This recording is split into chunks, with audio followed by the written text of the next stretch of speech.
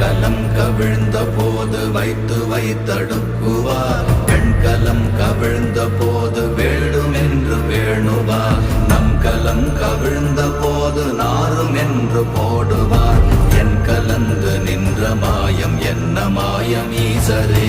ஓம் நமச்சிவாய ஓம் ஓம் நமச்சிவாய ஓம் நமச்சிவாய ஓம் ஓம் நமச்சிவாய ஓம் நமச்சிவாய ஓம் ஓம் நமச்சிவாய